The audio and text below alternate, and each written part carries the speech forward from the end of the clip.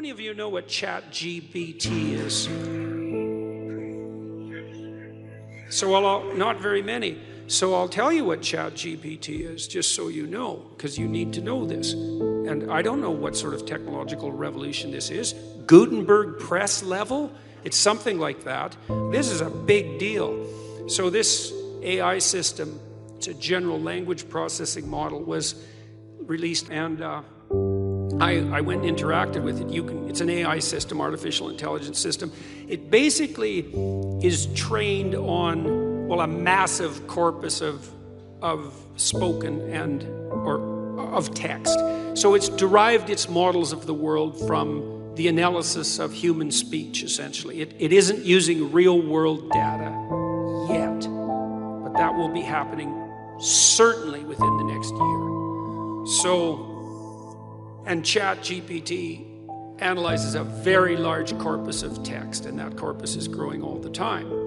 Now, it's already sophisticated enough. I went on to it last week and I said, okay, some of you know I've written these books, 12 Rules for Life, and then Beyond Order, 12 more rules, because, you can't have enough rules. And I asked it, this is what I asked it to do. I said, write me an essay that's a 13th rule for Beyond Order, written in a style that combines the King James Bible with the Tao Te Ching. That's pretty difficult to pull off, Any one of those things is hard. The intersection of all three, that's impossible. Well, it wrote it in about 3 seconds, 4 pages long, and it isn't obvious to me, for better or worse, that I would be able to tell that I didn't write it. Right. And okay, and that's pretty impressive, although, maybe not its relationship to what I've written, but the fact that it could do that grammatically perfectly, right? And quite impressive philosophically. I also had it write an essay on the intersection between the Taoist version of ethical morality and the ethics that are outlined in the Sermon on the Mount, which it just nailed, got that dead right, brilliant. Again, it took it about 3 seconds.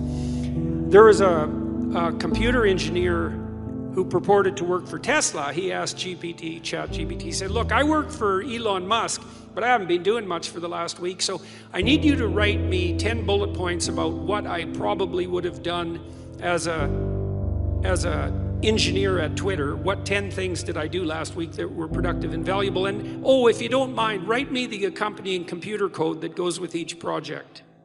And it did that too, 3 seconds, and the computer code works. Right, and so, okay, so that's already there. So then a university professor did this. He thought, that's interesting. Any student will be able to write any essay on any topic with ChatGPT. And someone gave it an SAT, by the way, and it scored about as well as the average student in a well-functioning public university. So that's how smart it is. So that's basically an IQ test. He said, write me an essay, gave it a topic, wrote the essay. He said, now grade it. Said if we can automate the students, we should be able to automate the professors too. And so it provided a complete, comprehensive analysis of its own essay with grade. It wrote, someone else asked it, write the screenplay and describe the characters for the next $900 million Hollywood blockbuster. It's like, bang, plot, characterizations. Then someone else took the descriptions of the actors and said, generate photorealistic computer images for each actor. And all the AI systems could do that. So I'm going to tell you what's going to happen next. This is going to happen this year. So get ready. Okay, so now we have an AI model that can extract a model of the world from the entire corpus of language. All right, and it's smarter than you. And it's going to be a hell of a lot smarter than you in 2 years. So you can get ready for that too. But it's not that smart yet because it's just a humanities professor at the moment.